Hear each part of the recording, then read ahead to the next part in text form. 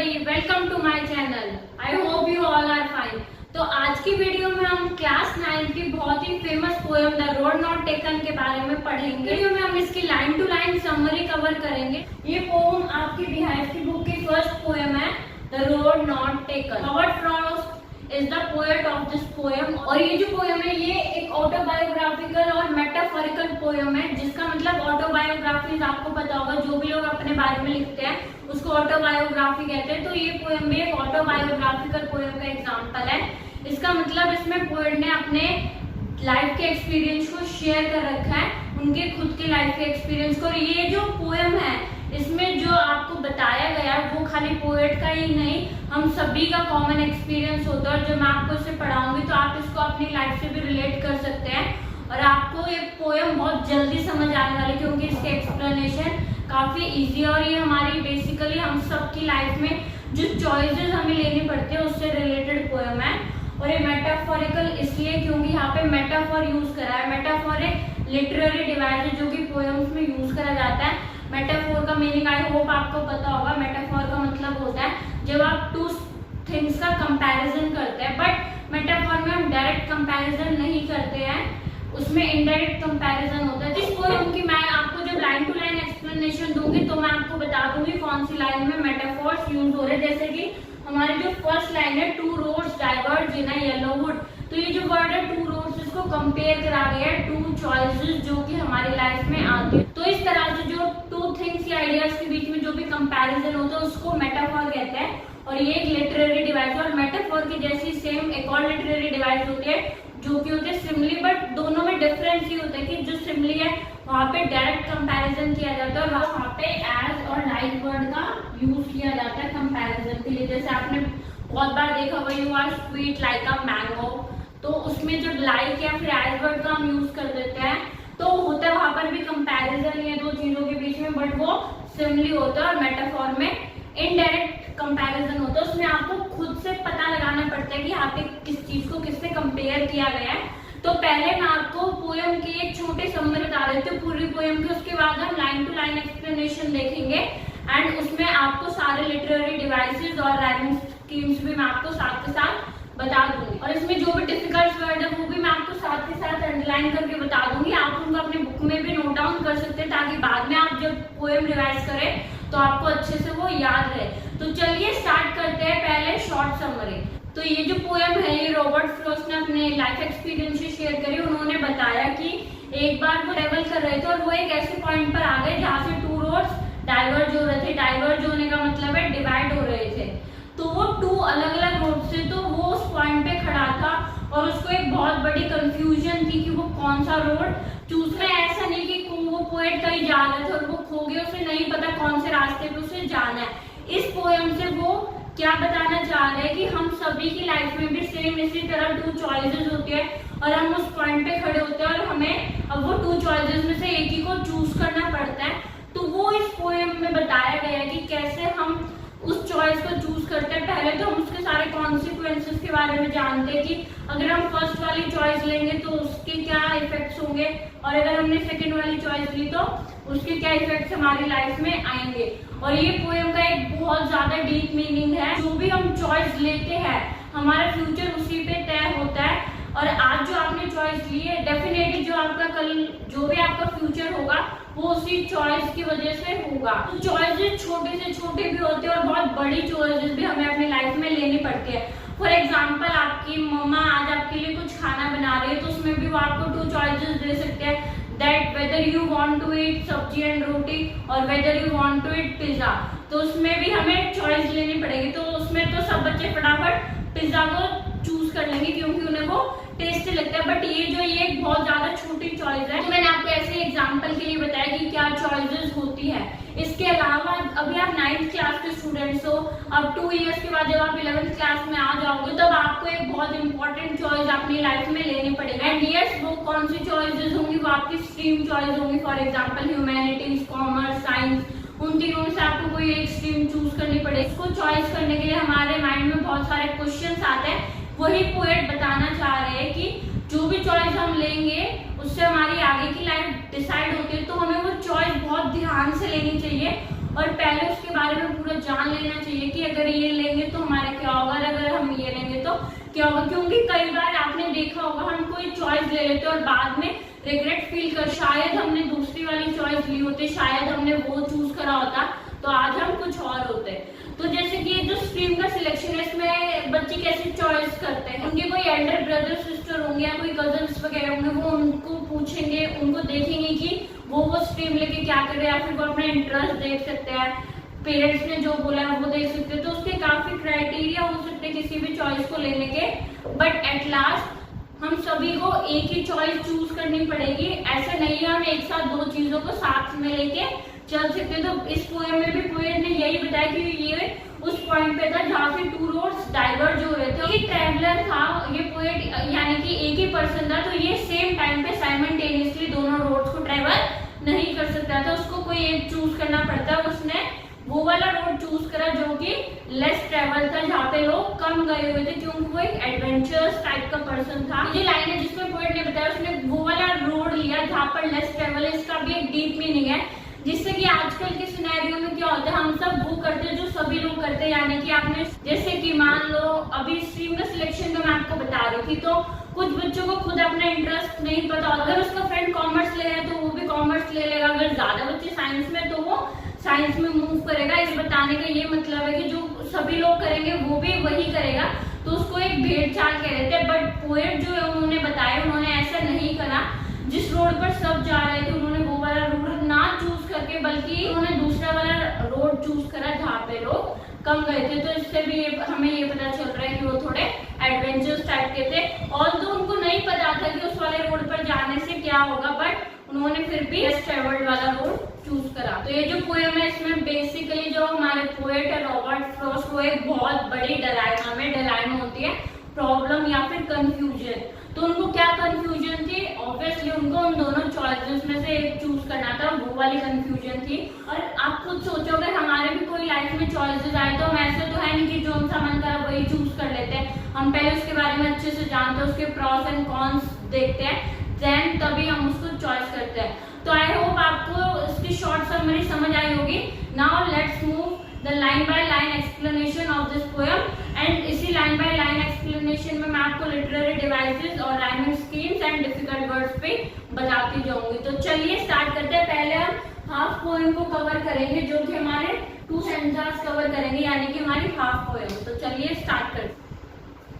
To roads diverge in a yellow would. यहाँ पे मैंने आपको अभी बताया टू रोड्स जो है यहाँ पर मेटाफर यूज हो रहा है। टू रोड्स का मतलब the choices in our life. Two roads diverge in a yellow wood. तो यहाँ पे जो टू रोड्स है यहाँ पे क्या यूज हो रहा है, हमारा मेटाफर यूज हो रहा है।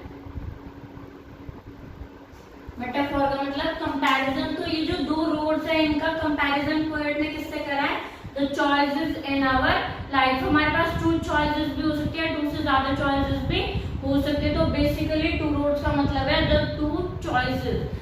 और वो जो दोनों रोड्स है वो कहाँ डाइवर्ज हो रहे हैं, येलो वुड। यहाँ पे जो वुड है इसका मीनिंग है फॉरेस्ट। तो पोएट बता रहे हैं कि 2 रोड्स है, जैसे कि ये एक पॉइंट है, यहाँ से अब 2 रोड्स डाइवर्ज हो रहे हैं,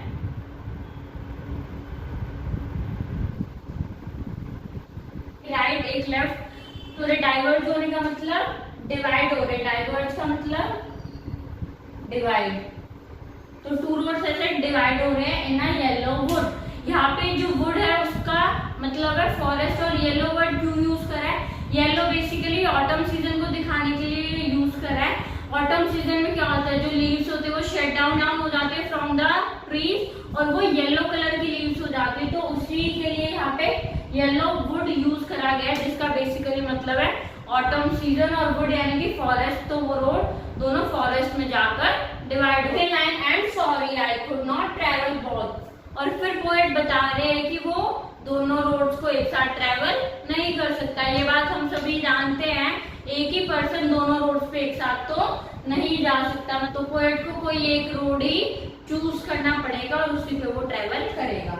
and look down one as far as I could. तो वो पोएट जो है वो बता रहे कि अभी वो ट्रेवल नहीं करा है, उन्होंने वो उस पॉइंट पर खड़े हैं, तो वो उन दोनों रोड्स को जितनी भी दूर तक देख सकते थे ऐसे करके देख रहे थे। इसमें वो ये बताना चाह रहे हैं कि वो उन दोनों रोड को पहले एनालाइज कर रहे थे कि कौन सा रोड कैसा है। अगर आप इस लाइन को अपनी लाइफ से कंपेयर करें और अपने एक्सपीरियंस से कंपेयर करें, तो हम भी कोई भी चॉइस लेंगे तो उससे पहले उसके सारे कॉन्सिक्वेंसेस के बारे में जानेंगे, मतलब कि वो चॉइस हमारे लिए बेटर है कि नहीं, आगे जाके हमारा क्या होगा। फिर बाकी बहुत सारे क्राइटेरिया होते हैं किसी भी चॉइस को करने के, कि आप उसके बारे में सोचोगे। इसी तरह जो पोएट है वो भी उन रोड्स को पहले दूर तक देख रहा है जहां तक उसकी नजर जा रही है, as far as I could, यानी कि जहां तक वो देख पा रहा है वहां तक वो पोएट उन दोनों रोड्स को देख रहा है। To where it bent in the undergrowth, यानी कि पोएट बता रहे हैं वो रोड जब तक बेंट नहीं हो जाते, यानी कि मुड़ नहीं जाते, तब तक ही वो देख पा रहे हैं। उसके बाद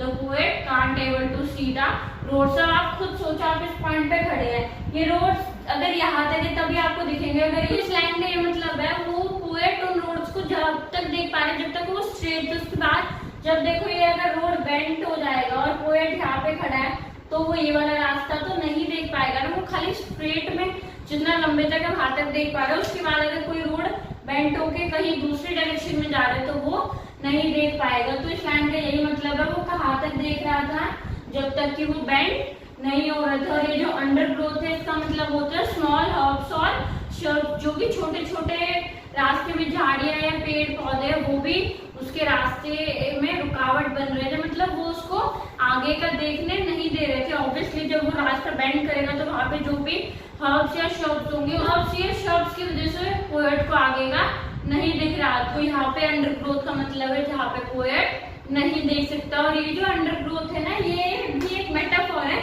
इसका कंपैरिजन करें the world of darkness where the poet can not see. World में डार्कनेस होती है जिसकी वजह से हम काफी चीजों को नहीं देख पाते, यानी कि अंधेरा होता है या फिर कुछ झूठ होता है जिसकी वजह से हम काफी चीजें हमसे छुपी हुई रह जाती है। आई होप इसको भी आप अपनी डेली लाइफ से लिंक कर पा रहे हो। जैसे कोई चॉइस अगर आपको लेनी है तो किसी ने कुछ झूठ बता दिया उस चॉइस के बारे में, तो वो एक डार्कनेस वर्ल्ड है, यानी कि उन्होंने आपको झूठ बताया बट आपने तो वो सच मान लिया और फिर आपने वो सच मान लिया और वही रास्ता फिर चूज कर लिया, तो उससे भी हमारी जो चॉइस है वहां पे बाद में बैड इफेक्ट दे सकते हैं। तो ये वही बता रहे हैं कि अंडर ग्रोथ जहाँ पे वो नहीं देख पाते, यानी कि उनको रियलिटी का नहीं पता था। पोएट जहाँ तक देख पा रहे थे ठीक है, उनको वो रास्ता पूरा दिख रहा था और उनको पता था कैसे जाना है, बट जब वो रोड बेंड हो जाएगा, यानी कि अंडर ग्रोथ यहाँ पे वर्ड यूज करा गया, तो उसके बाद का तो उनको नहीं पता ना कि आगे चलकर क्या होगा। वो जो स्ट्रेट रोड ट्रेवल करने के बाद उनका आगे क्या होगा वो उनको नहीं पता था। इसी तरह हमारी लाइफ में भी जहाँ तक हमने सुना होगा या पढ़ा होगा हमें वहां तक ही पता होगा अपनी चॉइस से रिलेटेड। उसके बाद अगर कोई डार्कनेस हुई तो वो हमें नहीं पता होगी। तो ये भी मेटाफोर यूज करा है। और इस पोएम का देखो आप कितना डीप मीनिंग है, वो क्या बताना चाह रहे हैं। जहाँ तक हमारी नजर जाएगी या जहाँ तक हमने सुना होगा, देखा होगा, पढ़ा होगा, वहां तक ही हमें किसी चीज के बारे में पता होगा। उसके पीछे का जो सच होगा या उसके बाद जाके क्या होगा वो हमें नहीं पता होता। हमारा फर्स्ट स्टेंजा कंप्लीट होता है। आई होप आपको पूरे स्टेंजा अच्छे से समझ आया होगा। और इसमें जो डिफिकल्ट वर्ड्स है वुड जिसका मीनिंग होता है फॉरेस्ट, येलो यहाँ पे ऑटम सीजन के लिए यूज करा गया है, डाइवर्ज मीन्स डिवाइडेड, और यहाँ पे कौन कौन से लिटरेरी डिवाइस यूज करी गई है, मेटाफोर। और अगर हम इस स्टेंजा के राइमिंग स्कीम की बात करें तो वो होगी A B A A B. Rhyming scheme क्या होती है, आपको जो लास्ट वर्ड है उसको देखना है। जैसे कि है वुड, अब ये बोथ है तो ये दोनों राइमिंग वर्ड्स तो नहीं है, तो हमने फर्स्ट को ए लिया, सेकंड को बी। अब थर्ड स्टूड, स्टूड और wood they both are the rhyming words, तो इसको दोबारा से हमने ए लिख दिया। स्टूड के बाद could, it is also a rhyming word of wood, तो इसको भी हमने ए से डिनोट कर दिया। And undergrowth, it is rhyming to both, तो बोथ और undergrowth these are rhyming words, तो हमने इन दोनों को बी लिया और इन तीनों को ए।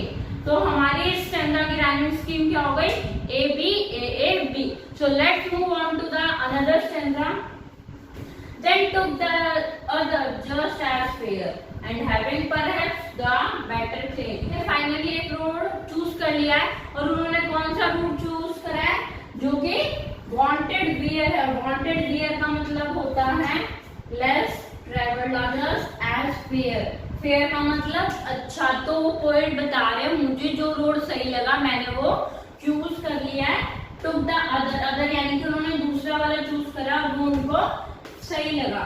And having perhaps the better claim, और यानी कि उस रोड के बारे में उनका एक अच्छा क्लेम है, बिकॉज इट वॉज ग्रासी। और पोएट बता रहे हैं उन्होंने क्यों दूसरा रोड चूज करा था, because it was grassy. Grassy का मतलब वहां पे बहुत सारी ग्रासेस थी। अब ये क्वेश्चन आ जाता है कि पोएट को कैसे पता चला होगा दोनों रोड्स में से कौन सा लेस ट्रेवल्ड है कौन सा ज्यादा ट्रेवल, तो वो कैसे पता चला। वहां पे जो एक रोड था वहां पे ग्रासेस बहुत बड़ी बड़ी थी, यानी कि हर्ब्स और काफी ग्रासेस वहां पे बड़ी बड़ी थी, जिससे पोएट को क्या पता चला कि ये लोगों ने कम ट्रेवल करा है। ऑब्वियसली अगर जिस रास्ते पे से बहुत सारे लोग गए होंगे तो वो ग्रासेस क्रश हो जाएंगे और वो वहां से थोड़े टाइम के बाद हट जाएंगी, बट अगर वो ग्रासेस वही की वही है मतलब the road is less travel. तो इसलिए पोएट बता रहे हैं उन्होंने वो वाला चूज करा because it was grassy and wanted wear. Wanted wear का मतलब क्या है, लेस ट्रेवल्ड।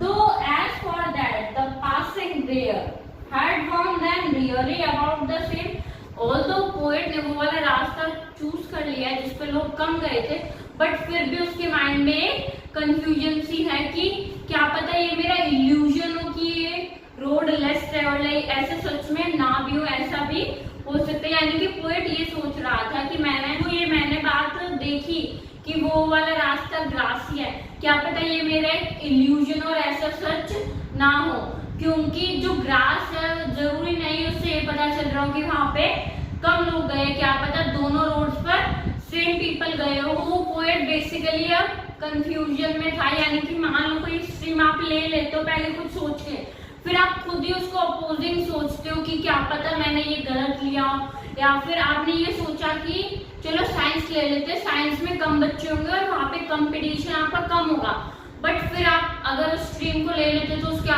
बाद आप सोचते हो क्या पता इसमें भी उतने ही बच्चे कॉमर्स या ह्यूमैनिटीज जितने, या फिर इसमें क्या पता उससे ज्यादा बच्चे, तो वो भी कई बार हमारे माइंड में अपोजिंग आइडियाज आते रहते हैं। ऑल्दो आपने वो चूज करा कुछ सोच कर ही चूज करा होगा, फिर भी हम ये सोचते कि दूसरे में क्या था, क्या पता उस वाली चॉइस में क्या होता है। तो यहाँ पर पोएट ये सोच रहे क्या पता दोनों रोड्स पर इक्वली पर्सन ने ट्रेवल करा और ये मेरा खाली ये इल्यूजन हो। Though as far that the passing there, तो उसको ये लग रहा था कि जो रोड उसने चूज करा है वहां से भी लोग गए हुए हैं। Had gone them really about the same, यानी कि उसको वो दोनों ही रास्ते सेम लग रहे थे और अब वो ये सोचने लग गया था कि दोनों रास्तों पर इक्वली पर्सन गए होंगे, तो वो बेसिकली उसका एक इल्यूजन होगा कि वहां पे अगर ग्रास है तो वो वांटेड वियर रोड है।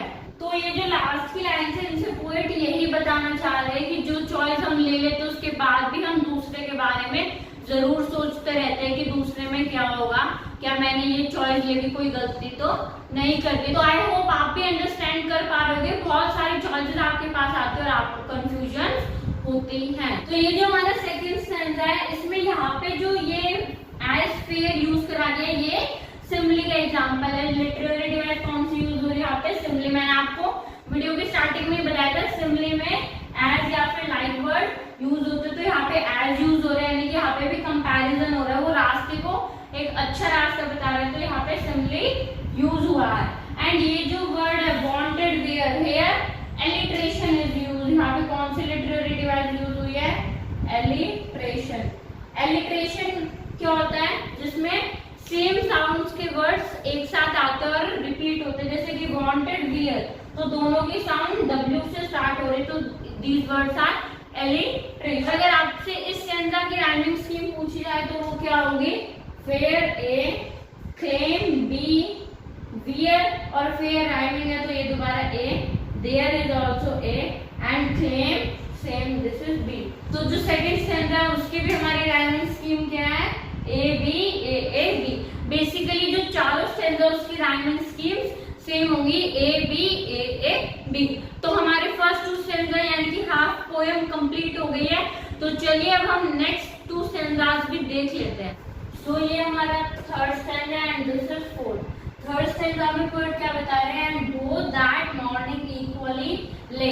ले मीन्स यहाँ पे ले का मतलब है लाइन, यानी कि वो जो दो रोड्स थे वो उसको अब सेम दिखाई दे रहे। In the leaves no step had trodden back, यानी कि इस लाइन में पोएट बता रहे हैं no leaves has trodden. Black leaves थी वो बेसिकली वैसे ही सीधी गिरी हुई थी, वहां पे कोई भी आदमी नहीं गया होगा, तभी उन लीव्स पे किसी ने पैर नहीं रखा, यानी कि वो बता रहे वहां पे कोई भी उनको स्टेप नहीं दिख रहा था। Oh I kept the first for another day. तो ये जो फर्स्ट टू लाइन है ना, इसमें पोएट खुद ही अपने दिल को समझा रहे हैं। कभी वो बोल रहे हैं कि कोई बात नहीं, दोनों रास्ते इक्वल थे, फिर उनको एकदम से आता है कि इस रास्ते पे तो जो लीव्स है या ग्रासेस है वो सब ऐसे की ऐसे है। इसका मतलब ये है कि यहाँ पे कोई भी नहीं गया होगा, मतलब वो अपने ही आइडियाज को अपोज कर रहे हैं। तो फिर वो फाइनली क्या बोलते हैं कि oh I kept the first for another day, यानी कि अब वो बता रहे हैं कि उन्होंने वांटेड वियर वाला रास्ता चूज कर लिया है, बट जो फर्स्ट रास्ता था जहाँ पे लोग ज्यादा ट्रेवल करा थे लोगों ने, वो उन्होंने किसी और दिन के लिए रख लिया। जैसे कि हम नहीं बोलते हैं चलो आज इस रास्ते से चलते हैं, नेक्स्ट टाइम हम उस दूसरे रास्ते से जाएंगे, तो इसी तरह पोएट भी ये बोल रहे हैं कि जो रोड उन्होंने आज चूज नहीं करा वो किसी और दिन के लिए रख लेंगे। यानी कि इस बात में भी वो अपने मन को समझा रहे हैं। मान लो कि आपने दो चॉइसों में से एक कोई चीज चूज करी, तो फिर आप क्या सोचते हो, चलो कोई नहीं, आपकी बार मैंने ये ले ली, नेक्स्ट टाइम मैं जरूर फर्स्ट वाले को ट्राई करके देखूंगा। सेम इसी तरह यहाँ पर है, get knowing how way leads on to the way. Poet ये बताना चाह रहे कि एक रास्ता दूसरे रास्ते की तरफ हमें लेके जाता है। तो इसमें वो ये बताना चाह रहे, मान लो जो भी आपने आज चॉइस ली है, उसके बाद उसके और स्टेप्स आगे होंगे, तो उसके बाद एक और नया रास्ता आपकी लाइफ में आ जाएगा। इसको मैं आपको एक एग्जांपल लेके बताती हूँ। जैसे आज आपने जो स्ट्रीम चूज करी क्लास 11, मान लो अगर आपने साइंस लिए तो आप 12th में भी वही स्ट्रीम से पढ़ोगे। 12th के बाद जो भी फिर आपको चॉइसेस लेनी पड़ेंगी वो साइंस स्ट्रीम से रिलेटेड लेनी पड़ेगी।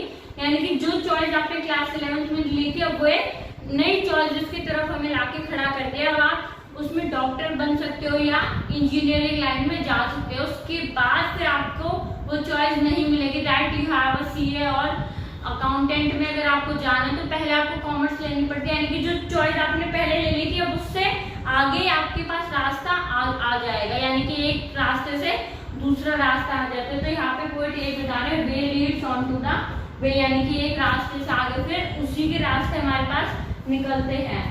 I doubted if I should ever come back. Doubted यानी कि पोएट को शक हो रहा था कि शायद मैं दोबारा ही फर्स्ट रोड पर ट्रेवल कर पाऊंगा। उनको क्यों ऐसा लग रहा था, क्योंकि उन्होंने बताया है कि मुझे ये बात पता है एक रास्ते से दूसरा रास्ता निकल आता है, इसलिए शायद मैं फर्स्ट रोड पर कभी ट्रेवल नहीं कर पाऊंगा। ऑब्वियसली जब आपने साइंस स्ट्रीम ली थी तो उसके बाद अब आपको उसके आगे के जो रास्ते हैं उन्हीं को देखना पड़ेगा।